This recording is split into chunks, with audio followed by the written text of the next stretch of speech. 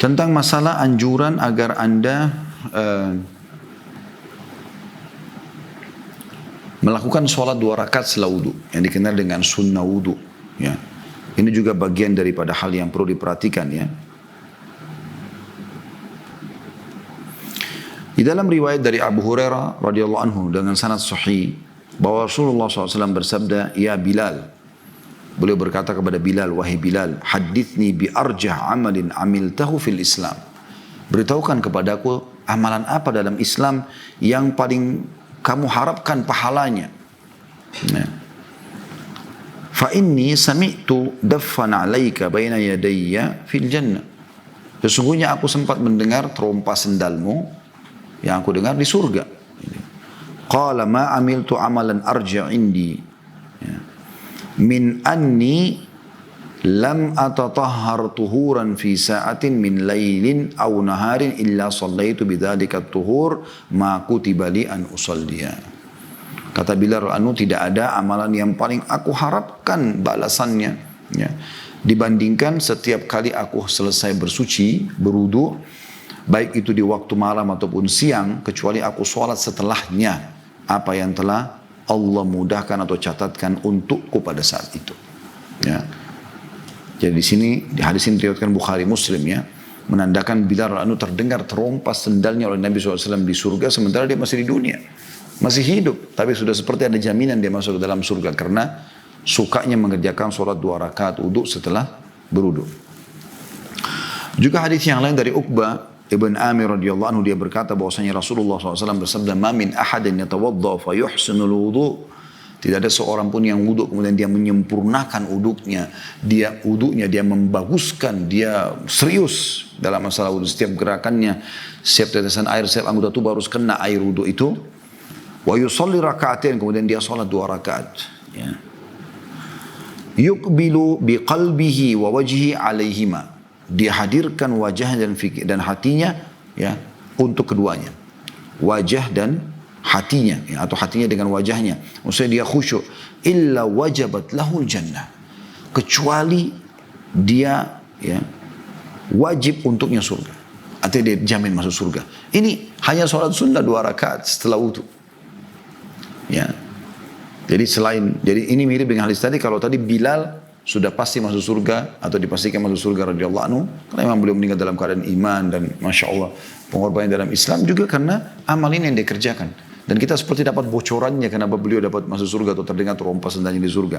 Dan ini Nabi SAW mengatakan juga, siapa yang wudu dengan benar, kemudian dia sholat khusus 2 rakaat saja untuk wudu itu, ya, yang dia hadir dengan hatinya, dia yakin di perintah Allah, dia konsentrasi dengan wajahnya, dia konsentrasi dengan sholat, kecuali wajib baginya surga.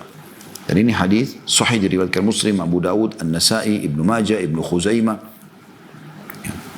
Dan ini saya nukil dari kitab sholat atau kitab tahara dari At-Targhib wa Tarhib, ya, kitab Al-Mundhiri.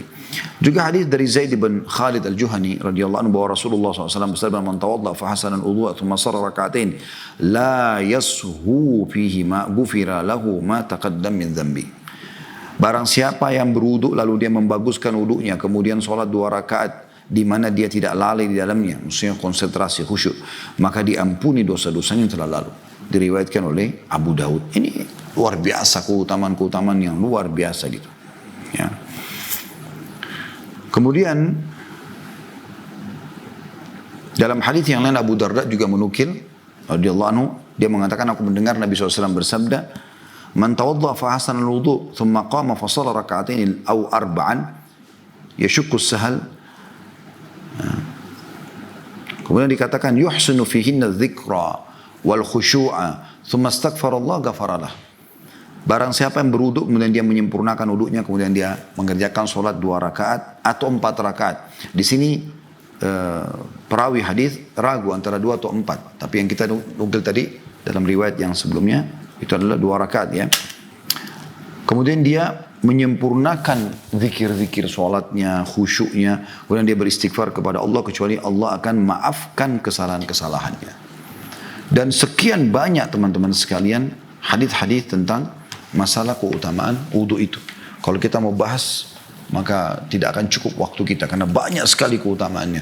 Dan saya sarankan teman-teman untuk kembali baik di medsos ataupun teman-teman di Japnas ya, untuk kembali ke bahasan kami khusus membahas masalah itu. Ada keutamaan wudu dalam kitab Tahara dan juga bab kitab wudu di Sahih At-Targhib Tarhib.